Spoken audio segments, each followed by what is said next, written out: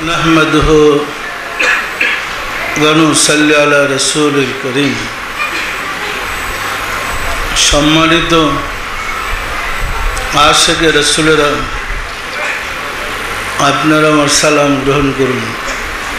अस्सलामु आलैकुम व रहमतुल्लाहि व बरकातुहू। महान अल्लाह तबारक व तआला मानव जाति के तार प्रतिनिधि करे निर्वाचित करेছেন। मानुष आल्लाहर प्रतिनिधि। से मानुष যখন प्रतिनिधित्व ছেড়ে দিয়ে বিপদগামী হয়ে পড়েছে, তখনই সমাজে অশান্তি অরাজকতা সৃষ্টি হয়েছে। মানুষ ছিল আল্লাহর প্রতিনিধি। প্রতিনিধির অর্থ আল্লাহর অবর্তমানে যিনি আল্লাহর কাজ করতে পারেন। আল্লাহ সূক্ষ্মে আর মানুষ হল স্থূলে। জাহির যজ্ঞে মানুষ স্থূলে থেকে সব কিছুই করতে পারে। আফসোসের বিষয়, আমরা আল্লাহকে ভুলে ফেলেছি, আল্লাহকে হারিয়ে ফেলেছি। ফলে আমরা চরম অশান্তির মধ্যে আছি। মানুষকে 10টা উপাদান দ্বারা সৃষ্টি করা হয়েছে। 5টা আলমে আমরের, আল্লাহময় জগতের, আর 5টা আলমে খালকের, সৃষ্টি জগতের। আলমে আমরের 5টা হয়েছে কাল, রুহ, সের, খাফি, আকফা। আর আলমে খালকের 5টা বা সৃষ্টি জগতের 5টা আগুন, পানি, বায়ু, মাটি। এই 4টা আর নফস 5টা। আলমে আমর আর আলমে খালক একত্রিত হয়েছে মানব দেহের মাঝে। এর কারণ আল্লাহর অবস্থান মানুষের ভিতরে। ফলে কলব, রুহ, সের, খফি, আকফা মানবের মাঝে আল্লাহ রেখেছে। সম্মানিত আশিকে রাসূলেরা, মানুষ যখন সাধনার পথে যায়, আমাদের বিধান মতে আমরা প্রথম কালবে সবক দেই। আল্লাহময় জগতের তত্ত্ব যেন সে বেশি অবগত হতে পারে। তারপরে রুহে, তারপরে সেরে, তারপরে খাফিতে, তারপরে আকফাতে সবক দেই। এই প্রতিটা লতিফার উপরে কোরআনে প্রচুর আয়াত আছে। এগুলো আল্লাহময় জগতের এবং প্রতিটা লতিফা কলব, রূহ, সের, খাফি, আকফা পুত পবিত্র চরিত্রের অধিকারী। এগুলো পুত পবিত্র। ফলে আলমে আমরের সবকগুলা শুরু করলে অল্প দিনের মাঝে সাধকের পক্ষে মঞ্জিলে মকসুদে পৌঁছা সহজ হয়। অল্প সাধনায় অন্তর্চক্ষু খুলে যায়, এলহাম খুলে যায়, ফায়েজ বুঝতে পারে। তাই আমরা আলমে আমর থেকে সবক শুরু করেছি। এই 5টা লতিফা ঠিক হওয়ার পরে আমরা সবক দিই নফসে। নফস আলমে খালকের জিনিস। নফস সম্বন্ধে কোরআনে প্রচুর আয়াত নাজিল হয়েছে। নফসের কারণে মানুষের মর্তবা হয়েছে, মর্যাদা হয়েছে, সম্মান হয়েছে। আবার নফসের কারণে মানুষ বিপদগামী হচ্ছে।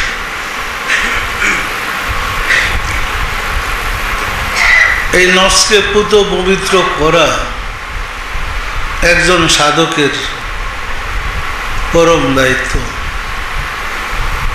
আমরা পাপ করি নফসের তাড়নায়। নফসের বাহন হয়েছে কাম, ক্রোধ, লোভ, মোহ, মদ, মাৎসর্য। নফস এই রিপুগুলা দ্বারা পাপের কাজ করে। এই রিপুগুলাকে স্বররিপু বলে। আরো একাধিক রিপু আছে, আরো বেশি রিপু আছে, ওদের শাখা প্রশাখা অনেক রিপু আছে। এই রিপুর কারণে আমরা পাপের কাজ করি। পাপ করি আমরা, আর দোষের বোঝাটা চাপাই দেয় শয়তানের ঘাড়ে। পাপ করে যদি ধরা খেয়ে যায়, বলে যে শয়তান পাপ করেছে। কেডা পাপ করেছে? আসলে কি শয়তান পাপ করায়? নফসটা আমার না শয়তানের? কামরিপুর কারণে মানুষ জিনা ব্যভিচার করে। কামরিপুটা মানুষের না শয়তানের?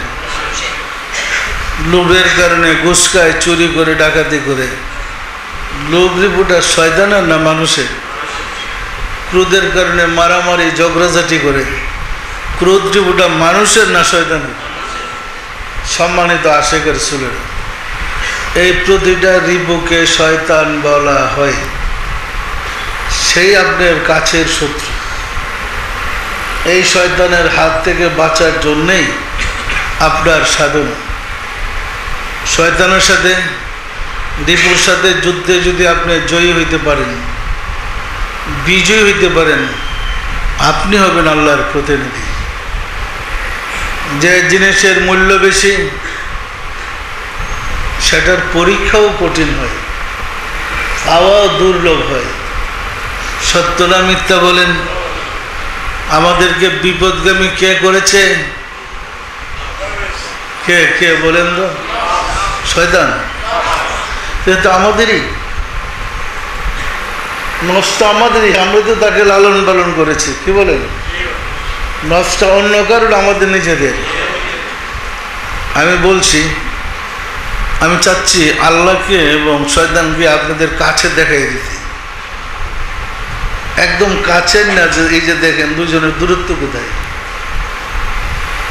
তখন বাঁচাটা সহজ হবে। পরিষ্কার না? পরিষ্কার না? নফস তো আমাদের ভিতরেই। আল্লাহ আমাদের ভিতরে। নফসের ভিতরেই রুহু থাকে। রুহু কোথায়? রুহু কি নফসের বাহিরে? নফস বলতে স্থূল দেহটাকে বোঝায়। নফসের সৃষ্টি পিতার শুক্রকীট থেকে। পিতার শুক্রকীটটা জন্ম হয়েছে আগুন, পানি, বায়ু, মাটির নির্যাস থেকে। পিতার শুক্রকীটে নফসের জন্ম। আর রুহু আসছে নাফাকতু ফীহি মিন রূহি, আমার রুহু থেকে রুহু তোমার ভিতরে ফুঁকে দিলাম। নবজন পিতার পৃষ্ঠ থেকে মায়ের ডিম্ব কোষে প্রবেশ করার পরে মিন নুতফাতিন খালাকাতিন আমশাজিন নাবতালিহি ফাজআলনা লিল মুত্তাকিনা ইমামা। নফস যখন এইভাবে পর্যায়ক্রমে 6টা ধাপ অতিক্রম করে একটা শেপে আসছে, মানে মানব আকৃতি লাভ করেছে। মায়ের পেটে যখন মানব সুরত ধারণ করেছে, পরিপূর্ণ মানব আকৃতি হয়েছে, আল্লাহ রুহু তার ভিতরে ফুঁকে দিছে। সম্ভবত বয়স চলে গেছে 4 মাস। 3:40-এ 4 মাস না? মায়ের পেটে সন্তান থাক অবস্থায় রুহুকে ফুঁকে দিয়েছেন। তখন থেকে নফস আর রুহের পরিচয়। তাকে কিন্তু দুজন একসাথেই। রুহুকে পাঠানো হয়েছে আশরাফুল মাখলুকাত হিসাবে, আল্লাহর প্রতিনিধি হিসাবে। আল্লাহর প্রতিনিধি তো ওই রুহুটা। এই মানুষটা না, কিন্তু নফসের সৃষ্টি। আমাদের নফস যে পদ্ধতিতে জন্ম হয়েছে, সকল প্রাণীর নফস সেই পদ্ধতিতে হয়েছে, সকল জীবের নফস একই পদ্ধতিতে হয়েছে। এই জীবের কারণে প্রাণ আছে বিধায় মানুষের সম্মান নয়, একমাত্র মানুষের মাঝে রূহ আছে, পরম সত্তা আছে, যাহা আর কোনো প্রাণীর মাঝে নেই। আল্লাহ থেকে আগত ওই রূহ, সেই মূলত আল্লাহর প্রতিনিধি। পরিষ্কার না? পরিষ্কার না? রূহ আচ্ছাদিত হয়ে আছে নফসের দ্বারা, রূহ পরিবেষ্টিত হয়ে আছে নফসের দ্বারা। নফস যখন স্বরূপতে পরিপূর্ণ জড়িত থাকে, সম্পূর্ণ রিপুতাড়িত থাকে, তখন নফসকে নফসে আম্মারা বলা হয়। নফসুল আম্মারা তুমবে সো। নফসে, আমার কথা কি বুঝতে আপনাদের কষ্ট হচ্ছে? এত তাসাউফের ক্লাস, কিছু না বললে তো মুশকিল। এগুলো তো পুরাণের ভাষা, তাসাউফের ক্লাস। নফসুল আম্মারা তুমবে সো। নফসে আম্মারার কাজই হয়েছে মানুষকে পাপের দিকে ধাবিত করে। তাহলে শয়তানে কি করছে? আল্লাহ স্পষ্ট বলেছে, নফসুল আম্মারা তুমবে সো। নফসে আম্মারার কাজই হয়েছে পাপ করা। তাহলে শয়তানে কি করলো? কে? শয়তানের কোনো দোষ আছে? কে করতেছে? নফস করতেছে। কিন্তু নফস চলতে পারে না রূহের শক্তি ছাড়া। দেখেন, পিতার সম্পত্তি যদি বৃদ্ধ বয়সে এক ছেলের মহব্বতে, ছেলেরে বেশি ভালোবাসে বাপের এক ছেলে, মহব্বতের জায়গা সম্পত্তি ঘর বাড়ি যা আছে দলিল করে দিয়ে গেছে। দলিল করার পরে পিতা তার মরতেছে না, এন্দ রাজত্ব ছেলের হাতে। ছেলে আর বাপের পাত্তা দেয়। এখন বাপের জ্বলে বাবা এইভাবে জোড়াই বেড়া পুরা তুই টেটে করিস, আমার কাছে আমার করতে দেয় কি? মানে ক্ষমতা তো ছেলের হাতে, সব তো নিয়ে আসার সে ছেলে, মানে ক্ষমতা তো নফসের হাতে। কিন্তু রুহ তো পিছনে টেউ টেউ করতে আছে, কি পাত্তাই দেয় না। পরিষ্কার না? পরিষ্কার না? নফস স্বেচ্ছাচারী হয়ে যা খুশি তা করতে আছে। করার পরে ওই বুড়া বাপটা যখন রাগটা থাইমা যায়, তখন বলেন কাজটা ভালো করো নি, যা তোমার অন্যায় হয়েছে। এইরকম আপনাদের ভিতরে বিবেকের মধ্যে কি আসে? কোনো অন্যায় করে সারলে, এই পিরিয়ডটা শেষ হলে ভিতরে অনুতাপ কি আসে? আসে না? আসে না? এই জন্য কিন্তু বুড়া বাপ, এই আপনার রূহ পরামর্শ দিতেছে, কিন্তু তার তো কিছু করার নাই। জমি যে এখন ছেলের দখলে, বাড়িঘর সব ছেলের দখলে। পরিষ্কার না? পরিষ্কার না? ওই মানুষটা যখন কোনো সুফি সাধক আল্লাহওয়ালা ব্যক্তির কাছে যান, যিনি নফসের সাথে যুদ্ধ করে বিজয়ী হয়েছে, যিনি নফসকে নিজের করতল করতে সক্ষম হয়েছে, তাকেই মূলত ওলি আল্লাহ বলে।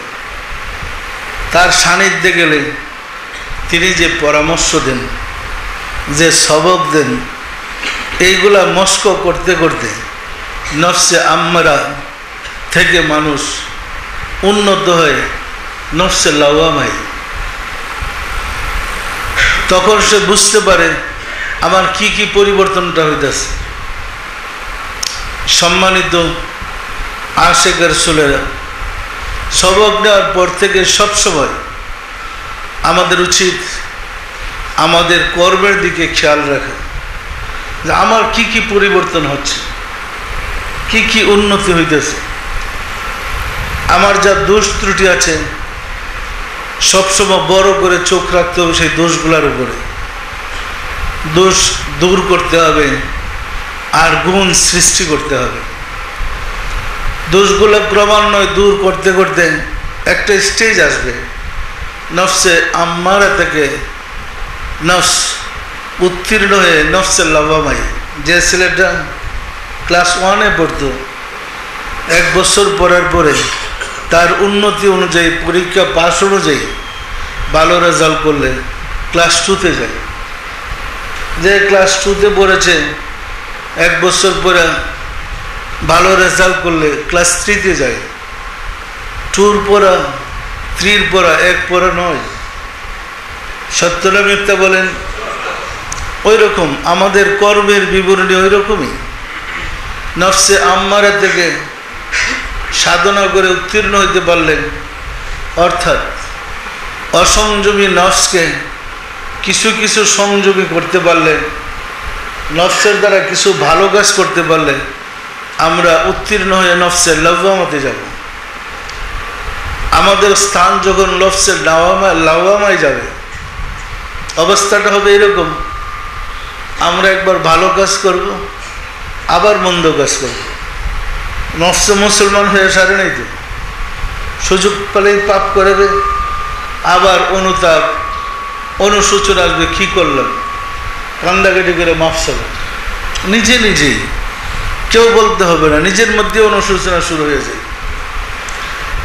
সাধনা করতে করতে আরেক ধাপ উত্তীর্ণ হয়ে ফেললে একটা সময় আসবে, তখন নফস আর আপনাকে ধোঁকা দেবে না, আপনাকে পাপের পথে পরিচালিত করবে না, বরং পাপের কথা মনে আসলে ঘৃণা লাগবে, পাপ থেকে দূরে সরে যাবে। এটা কিন্তু নফসেরই অবস্থা। উত্তীর্ণ হওয়ার পরে এই অবস্থাটা হবে।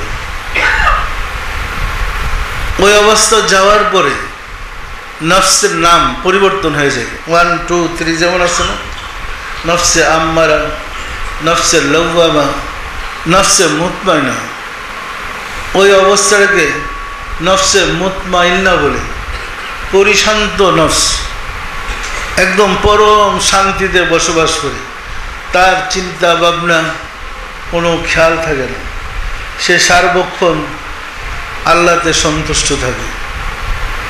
এ হইল নফসে মুতমাইন। নফসুল মুতমাইন্না তুরজি ইলা রাব্বিকা রাদিয়াতাম মারদিয়া ফাদখুলি ফি ইবাদি ওয়াদখুলি জান্নাতি। তার নফস তখন জান্নাতি নফস হয়ে যায়, পরম প্রশান্তির মধ্যে সে থাকবে। পরিষ্কার না? পরিষ্কার না? ইয়া কিন্তু ওই ব্যক্তিটাই যে নফসে আম্মারা ছিল, নফসে লাওয়ামা ছিল, নফসে মুতমাইন্নায় আসছে, সাধনার ধাপে ধাপে উত্তীর্ণ হয়ে। এরপরে ওই পর্যায়ে যাওয়ার পরে যখন সমস্ত ইবাদত পরিশুদ্ধতা, পরম শান্তি, প্রেম সৃষ্টি হয়ে যায় ইবাদতের, তখন তার পক্ষে আল্লাহকে ভুলে থাকা ভীষণ কঠিন। সবসময় আল্লাহ তার খেয়ালে, আল্লাহ তার ধ্যানে, আল্লাহ তার কল্পনায়, আল্লাহ তার চরিত্রে, আল্লাহ তার সাথে মিশে একাকার থাকে। পরিষ্কার না? পরিষ্কার না? শেষ কিন্তু হয় নাই সবক। এরপরের দাবি হলো নফসে মুলহেমা। এখন আপনার সাথে যখন আল্লাহর সাথে সম্পর্ক শুরু হবে, তিনি আপনার সাথে কিছু বলবে না? বলবে না? বলবে না? না প্রেম হলো কেমন? তখনই আপনার ভিতরে নফসে মুলহেমা, আপনার নফস আল্লাহর পক্ষ থেকে সংবাদ পেতে থাকবেন, সংবাদ আসতে থাকবে। বাহিরের কোনো সংবাদ না, ভিতর থেকে, হৃদয় থেকে সংবাদটা আসে। আপনি একটা বিষয় চিন্তা করতেছেন, এটা কী বলবো, সংবাদ আসলো এটা এই এই করো। কোনো বিষয় ভাবতেছেন, সাথে সাথে ফাইসালা, আর সেই ফাইসালাটা আল্লাহর পক্ষ থেকে। পরিষ্কার না? পরিষ্কার না? এরপরে সাধনা করেন, সাধনা করেন, যে পথ আল্লাহ দেখায় চলতে থাকেন। চলতে চলতে একটা অবস্থা হবে নফসে রহমানিয়া, রহমানের পরিপূর্ণ গুণ আপনার মাঝে সেট হয়ে যাবে আল্লাহর পুরা গুণ। এই কারণে আমরা বলি তাকলাকু বি আখলাকিল্লাহ, আল্লাহর চরিত্রে চরিত্রবান হও, তখন আল্লাহর গুণটা আপনার মাঝে প্রকাশ হবে। আল্লাহর গুণ আপনার কাছে প্রকাশ হলে আপনি কি আল্লাহর প্রতিনিধি হইলেন না হইলেন না? কি হওয়ার বাকি আছে? সুতরাং মানুষই আল্লাহর প্রতিনিধি হবে। তখন ওই বুড়া বাপের কথা শুনতে ভালো লাগে না তো? আবার যখন বুড়া বাপে পুরা শক্তিশালী হয়ে যাবে, যা বলে তাই, আর নফসের কিছু করার নেই। পরিষ্কার না? পরিষ্কার না?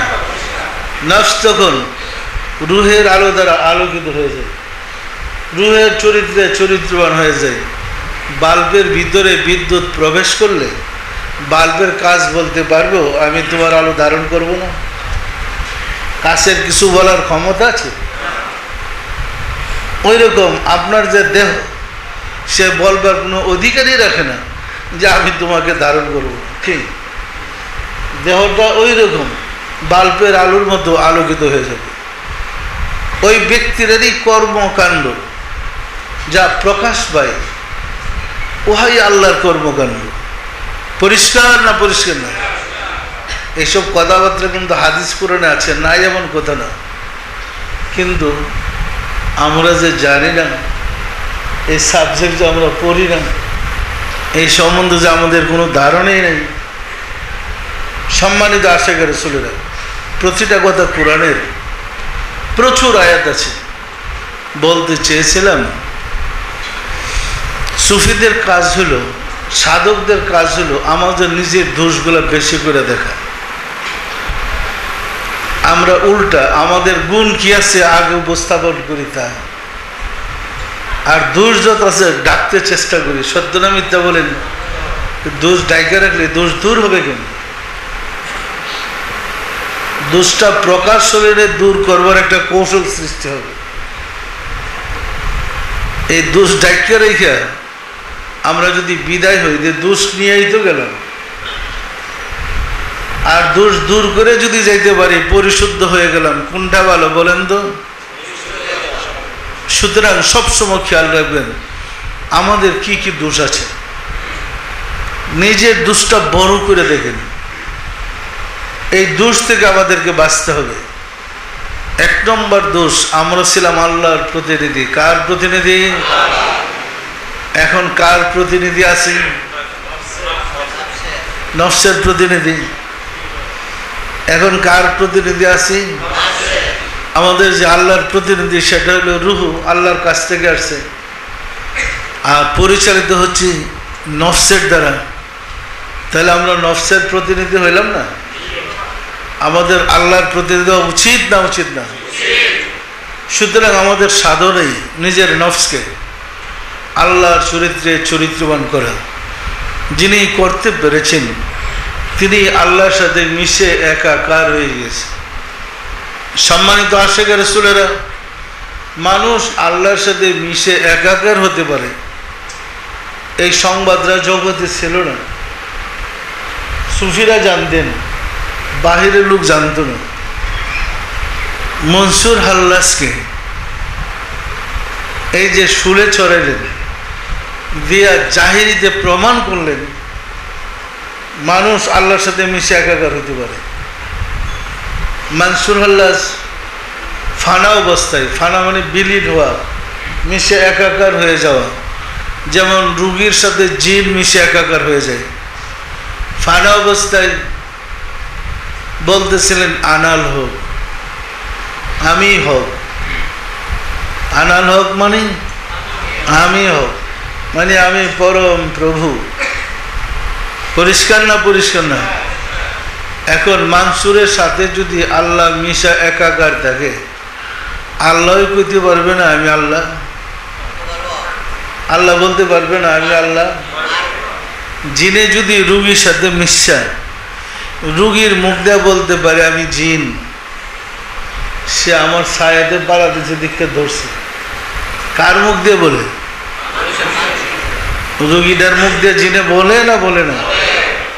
সর্বশক্তিমান আল্লাহ, আল্লাহ প্রেমিক সাথে মিশা বলতে পারবে না আমি আল্লাহ?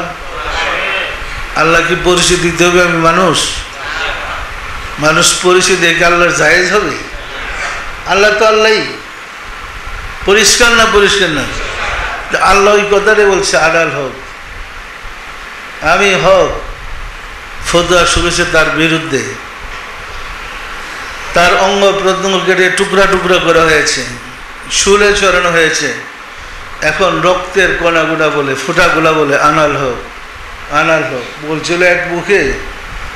এখন যে লক্ষ কোটি মুখে বলতেছে, একটা মানুষের শরীরে যত রক্ত আছে প্রতিটা রক্তের কণিকে যদি বলে আনাল হোক, কিরকম আওয়াজ হবে? অনেক শব্দ শোনা যাবে না? তখন অনেক শব্দই আনাল হোক, আনাল হোক।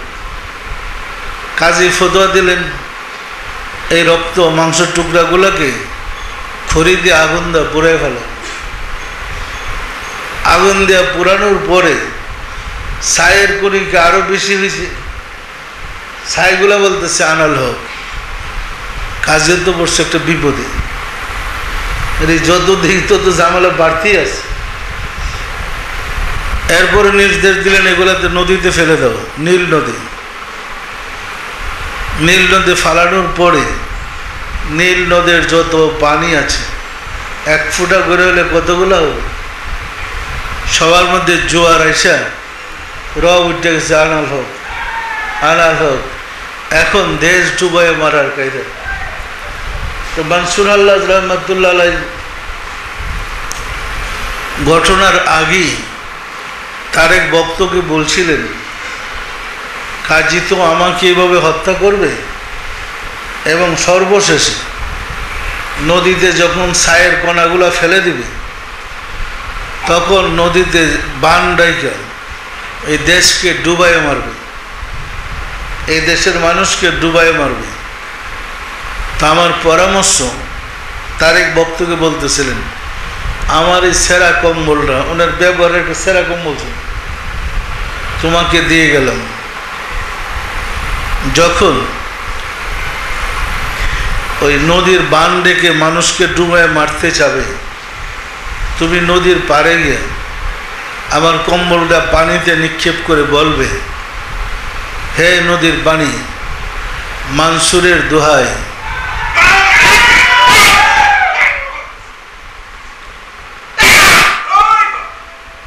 তুমি থেমে যাও, তুমি জাতিকে জগৎকে ধ্বংস করো না, থেমে যাও। সত্যি সত্যি বান ডাকার পরে মানুষ ছুটাছুটি করছে, কি করবে, কি হবে? প্রাণের বয়ে ছুটাছুটি দৌড়াদৌড়ি শুরু হয়েছে। মানসুরের এক শিষ্য সেরা কম্বল দিয়ে পানিতে নিক্ষেপ করে যখন বললেন, হে নীলনদ, মানসুরের দোহাই তুমি থেমে যাও। আস্তে আস্তে মহাপ্লাবন থেমে গেল, নদী শান্ত হয়ে গেল। জাতির কাছে, জগতের কাছে প্রমাণ করে গেলেন, নিজের জীবন দিয়ে মানুষ আল্লাহর সাথে মিশে একাকার হইতে পারে। বিশ্বাস হয় আপনাদের? অতীতে অনেক মহামানব আল্লাহর সাথে মিশে একাকার হয়েছে, আল্লাহর সাথে ফানা হয়েছে, কিন্তু প্রকাশ্য তো এর কোনো দলিল নেই। প্রকাশ্য একটা মানুষ আল্লাহর সাথে মিশা আছে কিনা আপনি বুঝবেন কেমন? দেখলে তো বোঝার কিছু নাই। একটা ঘটনা ঘটে প্রমাণ করলেন মানুষ আল্লাহর সাথে মিশে একাকার হয়ে যেতে পারে। সম্মানিত আশিক রাসূলেরা, মোহাম্মদ ইসলামের যে তরিকা, মোহাম্মদ ইসলামের যে শিক্ষা, সেটার লক্ষ্য হিসেবে আল্লাহ। এই তরিকা আপনাকে আল্লাহ পর্যন্ত পৌঁছাইবে যদি না আপনি গাফলতি করেন, যদি না আপনি সঠিকভাবে আমল যদি করেন, গাফলতি না করেন, তাহলে অবশ্যই আল্লাহ পর্যন্ত আপনাকে পৌঁছে। পরিষ্কার না? পরিষ্কার না? আমরা কি সবাই সঠিকভাবে আমল করতে পারবো? পারবো না পারবো না? সঠিকভাবে আমল করতে পারলে আমরা মঞ্জিলে মকসুদে অবশ্যই পৌঁছতে পারবো। কারণ মানুষ তো ছিল আল্লাহর প্রতিনিধি। নফসের তাড়নায় আমরা আল্লাহকে হারিয়ে ফেলেছি। আবার নফসকে সাধনার দ্বারা বসে আনতে পারলে, পরিশুদ্ধ করতে পারলে আমাদের মাঝে সেই পরম প্রভুর গুণ প্রকাশ পাবে।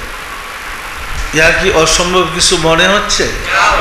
সাবজেক্টটা অসম্ভব কঠিন, কিন্তু আমার মালিকের দয়ায় আপনাদের জন্য সহজ করে কথাটা বললাম যেন আপনারা বুঝতে পারেন। বুঝতে কি কোনো অসুবিধা হয়েছে? ঘটনাটা এইরকমই। এইভাবেই একটা মানুষ আল্লাহর সাথে মিশার পরে সৃষ্টি তত্ত্ব সম্বন্ধে সমস্ত বিষয়ে সে অবগত হইতে সক্ষম হয়। সে যে সংবাদ পায় আল্লাহর কাছ থেকে, আল্লাহ তার কাছে সব নির্ভুল সংবাদগুলো দেয়। দেখেন রাসূল পাক সাল্লাল্লাহু আলাইহি ওয়াসাল্লামের কাছে কোরআন খুলে দেখেন, আদবের ঘটনা, ইব্রাহিমের ঘটনা, ইসমাইলের ঘটনা, মুসার ঘটনা, হারুত মারুতের ঘটনা কোরআনে আসছে না আসে নাই? এই ঘটনা কে বলছে? এই যে মিশলে দেখেন কি কাম, দুইজনে বসে কি করবে? কাছে দিয়ে গল্প করা ছাড়া তাতে কিছু করবে না। কি ওই দেখেন কিচ্ছা কাহিনী বলছে, আল্লাহ তার হাবিবের কাছে গল্পগুলা করছে, লিপিবদ্ধ করার পরে কোরআন হয়েছে। পরিষ্কার না? পরিষ্কার না? ওই রকম আপনার কাছে এসে আপনার পূর্বে যারা ওলি আল্লাহ হয়েছে, মহামানব হয়েছে, দেখবেন এসে গল্প শুরু করছে, একটার পর একটা আপনাকে শোনাবে। তখন আপনি প্রেম সাগরে ডুবে থাকবেন। কি ভালো না খারাপ বলেন তো? আমরা কি নিজের নফসকে পরিশুদ্ধ করতে পারবো? বলাটা সহজ, করাটা সহজ নয়, অনেক কঠিন। নফসকে পরিশুদ্ধ করা অনেক কঠিন। সুতরাং মহব্বতের সাথে অধিক মুরাকাবা করেন, আজিজি করেন, পরিশুদ্ধ হইতে চেষ্টা করেন। সম্মানিত আশিক রাসূলেরা, আমাদের আশিক রাসূল যে সত্য, মুহাম্মদ ইসলাম যে আল্লাহর মনোনীত, আমরা কি বুঝতে পেরেছি? কারো কোনো সন্দেহ আছে? এখন কি আমরা সঠিকভাবে এই ধর্মটা লালন পালন করতে পারি না? এই ধর্মটা জাতির কাছে উপস্থাপন করতে পারে না? সবাই সম্মিলিতভাবে চেষ্টা করেন যেন আমরা ঘরে ঘরে আশিক রাসূল বানাইতে পারি, মানুষকে রাসূলের প্রেমিক বানাইতে পারি এবং আল্লাহর পরিচয় জাতির কাছে তুলে ধরতে পারি। আল্লাহর পরিচিত ছিলই না বলতে গেলে। সুতরাং আমরা চাচ্ছি আল্লাহর পরিচয় লাভ করতে, আল্লাহকে পেতে, আল্লাহর রাসূলকে পেতে। আমি আপনাদেরকে আরো বলেছি, আল্লাহ বলেন এই আমানত আমি ইন্না আরাদনাল আমানাতা, আল্লাহ বলেন এই আমানত আমি মানুষকে দিয়েছি। মানুষ কত বোকা, মানুষ জালেম, জালুমান জাহুলা, আয়াত আসছে না? এই আমানতটা কি? আমি আগেও বলেছি আমানতটা কি। আমানত সম্পর্কে কোরআনের তাফসীর কারকগণ বিভিন্ন মন্তব্য করেছেন। তাফসিরে তাবারি একদম আদিম 30 খণ্ডের তাফসীর, পুরানো তাফসীর, যা শুধু হাদিস দিয়ে তাফসীর করছে। এত বড় তাফসীরের নাই। বড় বড় তাফসীরের কিতাব আমার কাছে কিন্তু আছে, অনেক তাফসীর আমি আরব থেকে, মিশর থেকে আনছি, প্রচুর কিতাব আমার কাছে আছে।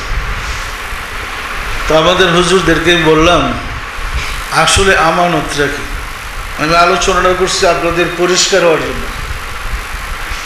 তাফসিরে আমানতের ব্যাখ্যা কি করেছে? আল্লাহ বললেন, আমি মানুষকে আমানত দিলাম, মানুষ বোকা, মানুষ জালেম, সে আমানতটা গ্রহণ করছে। আসলে ব্যাপারটা কি? আমার হুজুররা এই তাফসির দেখেছে, তো বিভিন্ন তাফসিরে যারা তাফসির লিখেছেন তারা কি ওলি আল্লাহ? ওলি আল্লাহ? ওনারা ওনাদের জ্ঞান বুদ্ধি দ্বারা ব্যাখ্যাগুলো করছেন। তাফসির হইলেই যে আল্লাহর বাণী হয়ে যাবে এরকম বিশ্বাস করি না। তাফসির কারকগণ লিখছেন, আমানত বলতে কোরআনকে বোঝায়। কোন কোন তাফসির কারক বলছেন মানুষের কাছে আমানত মানে কোরআন। কোন তাফসির কারকগণ বলছেন আমানত বলতে ঈমানকে বোঝায়। কোন তাফসির কারকগণ বলছেন আমানত বলতে ধর্মকে বোঝায়। আমানতটা শুরু হয়েছে আদম আলাইহিস সালাম থেকে। সত্য না মিথ্যা বলেন? যে কোরআন নাজিল হয়েছে রাসূলের কাছে, তো আদমের কাছে কোরআন আমানত দিলে কবে? তখন তো কোরআন নাই। এতে বোঝা যায় আমানত বলতে কোরআন শরীফ ছিল না? ছিল? যারা বলছে আমানত বলতে ঈমানকে বোঝায়, তাহলে সকল মানুষকে যদি আল্লাহ ঈমানটা আমানত দিত, একজনও মুনাফিক আর কাফের থাকত, সবাই মুমিন হইতো। কি বলেন? জগতের সবাই মুমিন। তাহলে বোঝা যায় আমানত বলতে ঈমান নয়। যারা লেখছে ভুল লেখছে। আবার লেখছে আমানত বলতে শরীয়ত। এই তিনটা মতই পাওয়া যায়, আরো মত আছে, এগুলা অন্যরকম। এই তিনটাই বেশি লেখছে। আমানত বলতে শরীয়ত।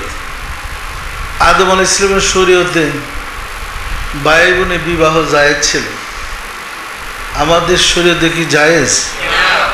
হারাম হয়েছে না? আমানত কি পরিবর্তনশীল? তাহলে বোঝা যায় আমানত বলতে শরীয়ত না। এক এক নবীর শরীয়ত এক এক রকম ছিল। সত্য না মিথ্যা বলেন? এখন আমরা আমানতটা যে রক্ষা করব, আমানতটা কি এটাই তো জানি। আমানতটা জানলেন এটা রক্ষা করতে পারবো, না জানলে আমানত রক্ষা করে আল্লাহর কাছে কিভাবে যাব? যারা তাফসির লিখেছেন পণ্ডিতরা, আমানতের ব্যাপারে তিন মত হয়ে গেছে। কেউ বলতেছে ঈমান, কেউ বলতেছে শরীয়ত, কেউ বলতেছেন কোরআন। তিন রকম হইল না? এহারাই তো ভুলের মতো। হেদেরই তো আমানত নেই। কি আমানতের ব্যাখ্যা হেরা কি করলো? আমরা স্পষ্ট বলে দিচ্ছি, আমানত বলতে রুহুকে বোঝায়। এই রুহ আদমের ভিতরে ছিল, মুসার ভিতরে ছিল, ঈসার ভিতরে ছিল, ইব্রাহিমের ভিতরে ছিল, আপনাদের ভিতরে আছে। আছে না নাই? আমানত বলতে কি? এই রুহকে যদি আমরা সুস্থ অবস্থায়, পরিশুদ্ধ অবস্থায়, নফসের দ্বারা কষ্ট না নেয়া, কষ্ট না দিয়া ভালো মতো আল্লাহর কাছে পৌঁছাইতে পারি, আমরা পুরস্কৃত হব। হব না হব না? রুহু কষ্ট পাই নফসের অত্যাচারে। রুহুকে নফসই কষ্ট দেয়। নফসের দ্বারা আমরা পাপের কাজ করি, রুহু আঘাত পাই, কষ্ট পায়, ক্ষতিগ্রস্ত হয়ে যায়। আমরা কি আমানতকে হেফাজত করতে পারবো? পারতে কিন্তু আমাদের হবেই। আমানতকে হেফাজত করতে হবে, না হয় কিন্তু আবার অন্য খেলা শুরু হয়ে যাবে। কি বলছি আমার কথা বুঝছেন? যদি আমানতকে হেফাজত করতে না পারি, তাহলে কিন্তু অনেক লম্বা কোর্স করা লাগবে। কি বলছি আমার কথা বুঝছেন? যেখান থেকে আসছেন ওইখানে না যাওয়া পর্যন্ত ছাড়াছাড়ি নেই। পরিষ্কার না পরিষ্কার না? সাগরের পানি জলোচ্ছ্বাসে আকাশে ওড়ে মেঘ হিসাবে ভাসতে থাকে, এরপরে মেঘ করে আবার বৃষ্টি হয়, হয় না? হয় না? এই বৃষ্টি আবার পুকুরের পানি, খালের পানি, নদীর পানি, নালার পানি আটকা পড়ে ডুবার পানি হয়ে যায়। ডুবার পানি হলে তখন ময়লা আবর্জনা এগুলোর নষ্ট, যে পানির অপর নাম জীবন, সেই পানিতে মশার সৃষ্টি হয়ে মরণের কারণ। পচা পানি ইদি খেলে মানুষ মরে। এ কিন্তু পরিশুদ্ধ পানি ছিল, আটকা পড়ার কারণে, মালিকের সাথে যোগাযোগ হারিয়ে ফেলার কারণে পচা দুর্গন্ধযুক্ত হয়েছে। কি ময়লা পানি কি দুর্গন্ধযুক্ত নয়? মালিককে হারিয়ে ফেলছে, যে আটকা পড়ে গেছে। আমরা কিন্তু দেহের ভিতরে সে পচা দুর্গন্ধযুক্ত হয়ে যেতেছি। মশা যেমন মানুষের ক্ষতির কারণ, কষ্টের কারণ, যে মানুষ মানুষের কষ্টের কারণ, সে কিন্তু আবদ্ধ হয়ে আটকা পড়ে আছে। আবার যখন প্রেমের জোয়ার দয়া করে আল্লাহ দান করেন বর্ষাকালে, তখন আটকা পচা দুর্গন্ধযুক্ত ময়লা পানিগুলা জোয়ারের পানির সাথে মিশে পরিশুদ্ধ হয়ে যায়। খালে, বেলে, নালায়, নদী যতগুলো আটকাছে, নদীর পানির জোয়ারের সাথে মিশে একাকার হয়ে যায়, যায় না? যায় না? এরপরে ওই পানি আবার গুণ সৃষ্টি করে নদী থেকে সাগরের সাথে গিয়ে মেলে। যেহেতু ছিল সাগরের পানি, আটকা পড়ে মাঝে দুঃখ কষ্ট করে যেই গিয়ে সাগরে মিশছে, আর পানির কান্নাকাটি নাই, জাতেরটা জাতে গিয়ে মিশে গেছে।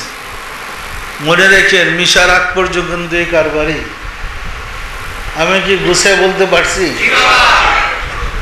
সুতরাং একবার যদি পারেন ভাগ্য ভালো, মিশা যান, না মারলে আরবার এই মিশার পাল্লায় পড়তে হবে।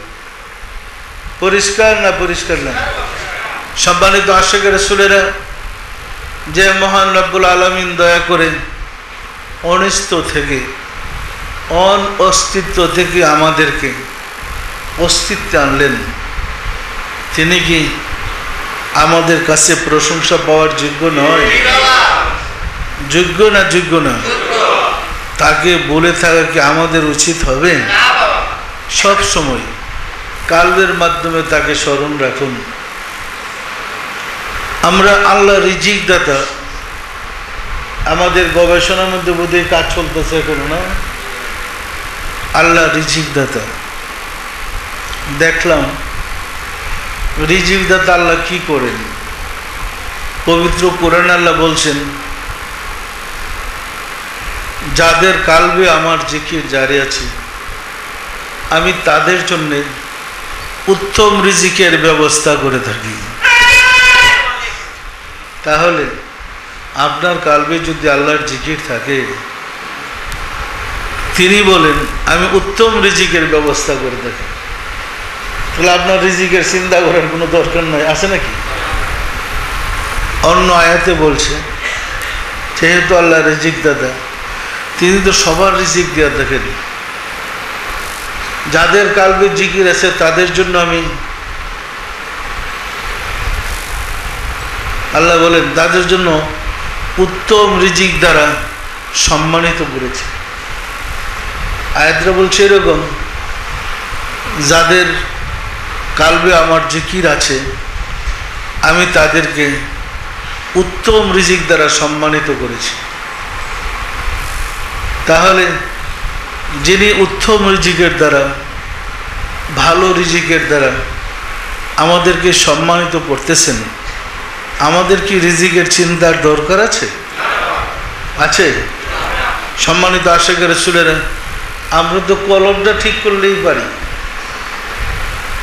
আমাদের কলবটা যদি আল্লাহর দিকে মোতাবজ্জ থাকে, তখন আল্লাহ তো আমাদের দিকে তাকিয়ে থাকবেন। দেখেন চলাফেরা, উঠা বসা, আমরা মনে আঘাত পেলে রুহু কষ্ট পাই, পাই না? আমরা যদি শরীরে কোনো জায়গায় আঘাত পাই, এই আঘাতটা রুহের লাগে না? এই আঘাতটা রুহু পায় না? তো যে রুহুটা, যে পরম সত্তা আমার আঘাতে, আমার দুঃখে দুঃখী, আমার কষ্টে কষ্ট পাচ্ছেন, তাকে খুশি রাখা আমাদের প্রয়োজন না?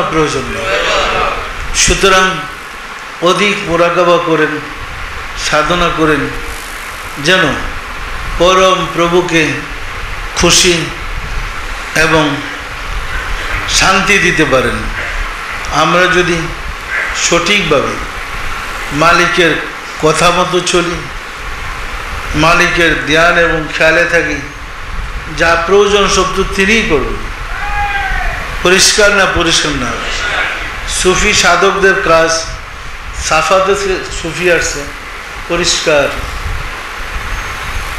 এই সুফি আসছে সাফা থেকে। আমরা এক সময় সুফি ছিলাম, সুফি থেকে আশিকে রাসূল হলাম। সত্য না মিথ্যা বলেন? সুতরাং আমাদের চরিত্র, আমাদের কর্ম, আমাদের আমল সুন্দর হতে হবে। আমরা যেন পাপ করব না করি, সতর্ক থাকতে হবে। আমাদের তরিকার শুরু থেকে যেমন ছিলাম, এখন তরিকা করতে করতে শেষ বয়সে আসছি, চরিত্রের পরিবর্তন না হলে বুঝতে হবে আমাদের তকদির খারাপ, আমাদের পরিবর্তন হওয়া উচিত। সত্যরা মিথ্যা বলেন? আসুন রাব্বুল আলামিনের সাহায্য চাই, তিনি যেন দয়া করেন আমাদেরকে কবুল করে নেন। আমিন। আউযু বিল্লাহি মিনাশ শাইতানির রাজীম। বিসমিল্লাহির রহমানির রহিম। আস্তাগফিরুল্লাহ রাব্বি মিন কুল্লি জামবিন ওয়া আতুবু ইলাইহি। আয় আল্লাহ, জীবন ভর নফসের খাহিশে, শয়তানের ফেরেবে যত প্রকার গুনাহ করিয়াছি, সমস্ত গুনাহ হইতে তোমার নিকট তওবা করিতেছি। আয় আল্লাহ, দয়া করিয়া আমার তওবা কবুল করো, আমার গুনাহ মাফ করো।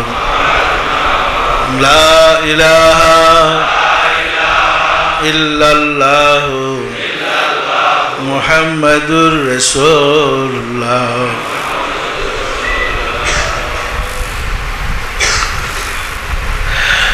সবাই দিলের হাত উঠে বলেন আল্লাহুম্মা আমিন। ওগো দয়াল মাওলা, দয়াল খুদা, অদম কাঙ্গাল ভিক্ষুকেরা বাবে রহমতে পবিত্র জুমার দিনে জুমার নামাজ পড়লাম, আজকের তালিম গ্রহণ করলাম। তোমার প্যারা হাবিবের শানে দুরুদ সালাম পেশ করলাম। সব শেষে তওবা করে তোমার শাহী দরবারে জোরহাত করে মাফ চাই। জীবনে যত ভুল বেয়াদবি করেছি দয়া করে মাফ করে দাও, মাফ করে দাও রে মাওলা।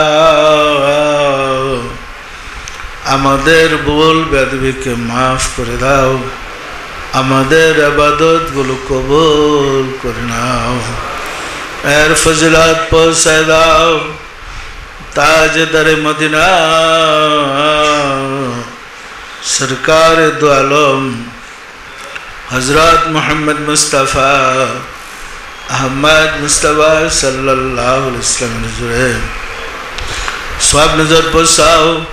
রাসূল পাক সাল্লাল্লাহু আলাইহি ওয়াসাল্লামের সম্মানিত পিতামাতা দাদা দাদি নানা নানি আল আওলাদ আল আসহাব আজওয়াজ মুতাহিরিন আহলে বাইতিন খুলাফায়ে রাশিদিন দের পাক রুজুরে সব নজর বসাও খাতুনে জান্নাত মা ফাতিমা রাদিয়াল্লাহু তাআলা আনহা সৈয়দনা হযরত ইমাম হাসান সৈয়দনা হযরত ইমাম হুসাইন রাদিয়াল্লাহু তাআলা আনহুমা যারা ইসলামের জন্য কারবালার প্রান্তরে শাহাদাত বরণ করে গেল রে মাওলা দয়া করে তাদের রূহ পাকের হুজুরে সওয়াব নজর বসাও বাবা আদম আলাইহিস সালাতু সালাম হইতে রাসূল সাল্লাল্লাহু আলাইহি ওয়াসাল্লাম পর্যন্ত যত আম্বিয়া ইকরাম দারুল বাকায় তাশরীফ নিয়েছেন তাদের রূহ পাকের হুজুরে সওয়াব নজর বসাও সব নজর বসরে মাওলা আমার মুর্শিদ পীরানে পীর দস্তগীর সুলতানুল মাশায়েখ সুলতান মুজাদ্দাদ তরিকার ইমাম শাহ চন্দ্রপুরী রহমাতুল্লাহ আলাইহি তার সহধর্মণি হযরত বড় মা রহমাতুল্লাহ আলাইহি সব নজর বসর মাওলা হযরত খাজা বাহাউদ্দিন নকশবন্দ রহমাতুল্লাহ মুজাদ্দিদ আল ফিসানি রহমাতুল্লাহ খাজা মাইনুদ্দিন চিশতি রহমাতুল্লাহ বড় পীর আব্দুল কাদের জিলানী রহমাতুল্লাহ তাদের তরিকার সিলসিলায় যত পীর ওলি গাউস কুতুব तमाम পৃথিবীর মুমিন মুমিনাত যে যেখানে ইন্তেকাল করিয়াছে রে মাওলা দয়া করে তাদের রূহ পাকের হুজুরে সওয়াব নজর বসাও আমরা ভিক্ষুকেরা যারা তোমার শাহী দরবারে হাত উঠাইলাম আমাদের আপন আপন গর্ভধারিণী মা জননী জন্মদাতা পিতা মহাবদ্র স্ত্রী শ্রদ্ধেয় শ্বশুর শাশুড়ি দাদা দাদি নানা নানি খালো খালা ছেলে মেয়ে খেসকরাবা যে যেখানে ইন্তেকাল করিয়াছে রে মাওলা দয়া করে তাদের রূহ পাকের হুজুরে সওয়াব নজর বসাও আর যারা জগতের বুকে বেঁচে আছে তাদের প্রতি রহমত নাযিল করো মাওলা গো ওগো দয়াল মাওলা দয়াল খোদা আমাদের চরিত্রকে সুন্দর করে দাও আমাদের হৃদয়কে তোমার নূরের আলো দ্বারা আলোকিত করে দাও আমাদের মাঝে তোমার জজবাত পয়দা করে দাও আমাদেরকে দয়া করে নূরে ঈমান ভিক্ষা দাও সারা বিশ্বে মুহাম্মদ ইসলাম প্রচার করে দাও ঘরে ঘরে আশিকে রাসূল সৃষ্টি করে দাও আমাদের মুনাজাত কবুল করে নাও আমিন বাহাক লা ইলাহা ইল্লাল্লাহু মুহাম্মদ রাসূলুল্লাহ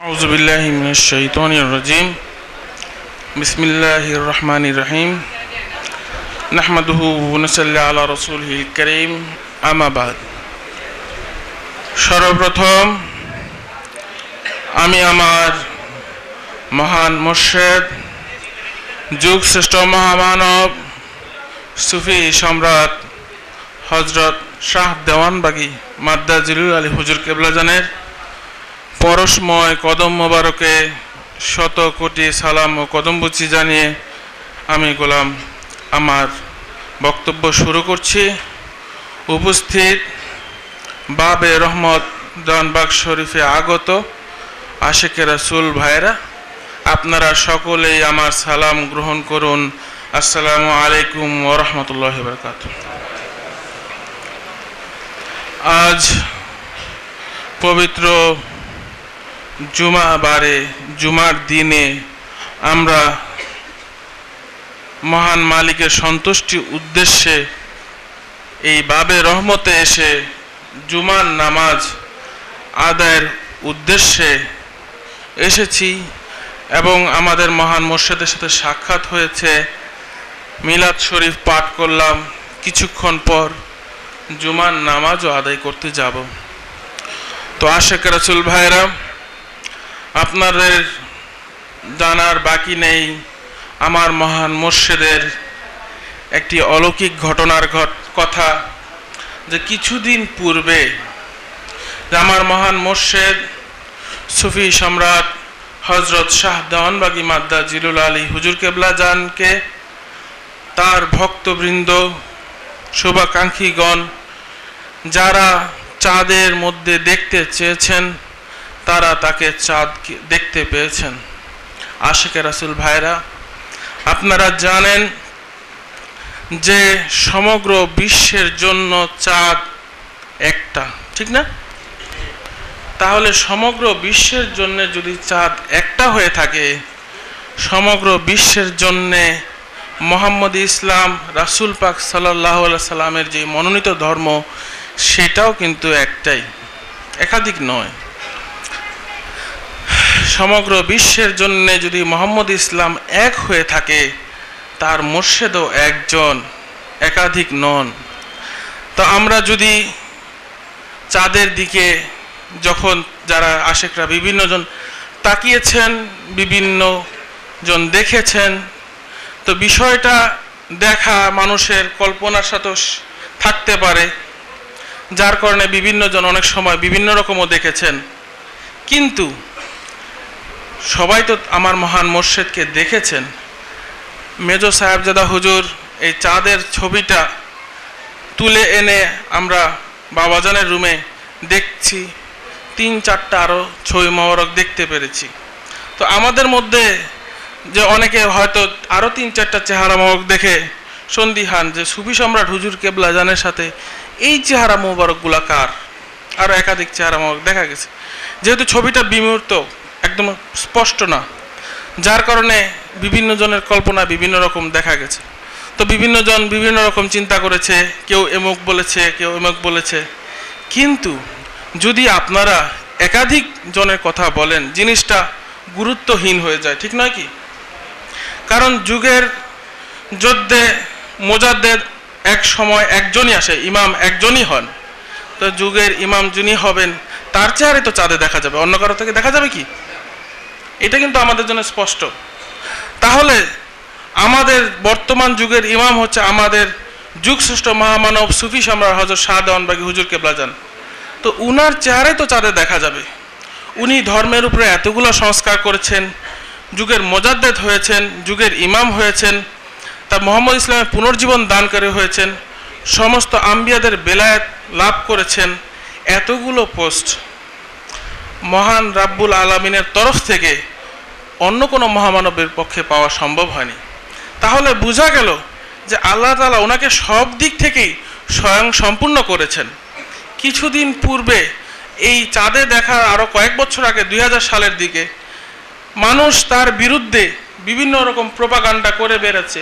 তারা বিভিন্ন রকম মানে ভুল আমাদের মধ্যে বিরাজ করিয়েছে। তাহলে আমার মহান মালিক প্রমাণ করলেন যে আগে যারা বলেছে তাদের অবস্থান কোথায় আর তার অবস্থান কোথায়।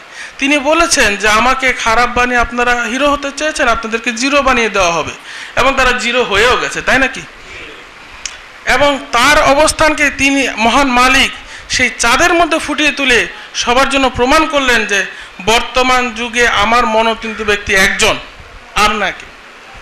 তাহলে তার মহাপবিত্র চেহারা আমরা সেখানে দেখতে পেয়েছি। তাহলে যদি আমরা এখানে আরও কয়েকটা চেহারা যে দেখতে পেলাম, আসলে এটা হচ্ছে আমার মহান মালিকেরই চেহারা। তার বিভিন্ন বয়সে বিভিন্ন সময়কার বিভিন্ন ছবি মোবারক দেখা যায়।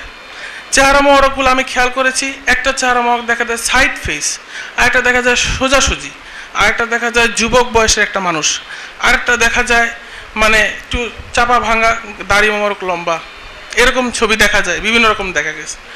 তাহলে যদি যুবক বয়সের যেটা হয়ে থাকে, আমরা একটু চিন্তা করে দেখি আমার মহান মুর্শিদ তার ছাত্র জীবনের ছবি, তখন তো তার দাড়ি মোছ ছিল না, ছাত্র জীবনের ছবি।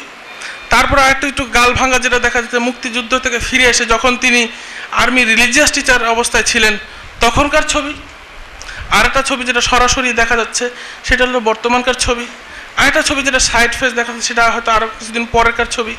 বিভিন্ন সময়ের বিভিন্ন ছবি আমরা আমার মহান মুর্শিদের সেই চাঁদের মধ্যে প্রতিভাত হয়ে ওঠে। আশেকা রাসূল ভাইয়েরা, আমরা যদি সবাই যদি একযোগে এবং আমাদের দেখাটা যদি একরকম হয় তাহলে এই বিষয়টা গুরুত্ব পাবে। আর যদি আমরা বিভিন্ন মানুষকে মহান মুর্শিদের সাথে দেখা গেছে এরকম যদি বলি, জিনিসটা কিন্তু গুরুত্বহীন হয়ে যাবে। তো আসুন আশেক রাসূল ভাইরা, আমার মহান মুর্শিদকে আপনারা যারা চাঁদে দেখেছেন, আপনারা তো বিশ্বাস করেন সত্য দেখেছেন, ঠিক না? তাহলে এই আমাদের বিভিন্ন দেখার মধ্যে এই আমরা যদি একরকম দেখি তাহলেই আমরা যে আমার মহান মুর্শিদ বিভিন্ন সময় বিভিন্ন সুরতে বিভিন্ন সময় বিভিন্ন বয়সে ছিলেন। ছাত্র জীবনের ছবি আর বর্তমান জীবনের ছবি কিন্তু একরকম হবে না। ওনার যখন বয়স 20-এর নিচে ছিলেন তখনকার ছবি আর এখন 60-এর কাছাকাছি, তো এখনকার ছবি কিন্তু এক হবে না। তাহলে বোঝা গেল আমার মহান মুর্শিদ বিভিন্ন বয়সে বিভিন্ন সময় আল্লাহর তরফ থেকে বিভিন্ন উপাধি যেভাবে পেয়েছেন, কখনো ইমামের উপাধি পেয়েছেন, কখনো যুগের মুজাদ্দিদের উপাধি পেয়েছেন, কখনো আম্বিয়া কেরামের বেলায়েত পেয়েছেন, বিভিন্ন সময় বিভিন্ন পদ যেভাবে পেয়েছেন একই মানুষ। যেমন একটা ছেলে যেমন মেট্রিক পাস করে, ইন্টারমিডিয়েট পাস করে, বিএ পাস করে, এমএ পাস করে, তারপর পিএইচডি করতে পারে, ডক্টরেট করতে পারে, পোস্ট গ্রাজুয়েশন ডিগ্রি করতে পারে, পোস্ট ডক্টরেট ডিগ্রি করতে পারে। তো এইসব ডিগ্রিগুলো একদিনে হয় না। তাহলে যদি মনে করেন যে ছাত্রটা মেট্রিক পাসের সময় তার যে তোলা ছবি, মেট্রিক পাসের সময় তার তোলা ছবি, তারপর ইন্টারমিডিয়েটের সময় তোলা ছবি, অনার্স করার পরে তোলা ছবি, মাস্টার্স করার পরে তোলা ছবি, ডক্টরেট করার পরে তোলা ছবি, পোস্ট ডক্টরেট করার পরে তোলা ছবি, 4টা ছবি কি একরকম হবে? তাহলে তো আমার মহান মুর্শিদের 4টা ছবি চাঁদে দেখা গেছে। আমার মহান মুর্শিদের বিভিন্ন সময়কার বিভিন্ন ছবি চাঁদে দেখা গেছে। এটা কি আমাদের কোনো সন্দেহ আছে? আশেক রাসূল ভাইরা, আসুন আমরা সবাই যেই চাঁদের সমগ্র বিশ্বের জন্য, যেমন চাঁদ একটা, সমগ্র বিশ্বের জন্য মুহাম্মদ ইসলাম একটা, এবং সমগ্র বিশ্বের জন্য সুফি সম্রাটও একজন, একাধিক নন।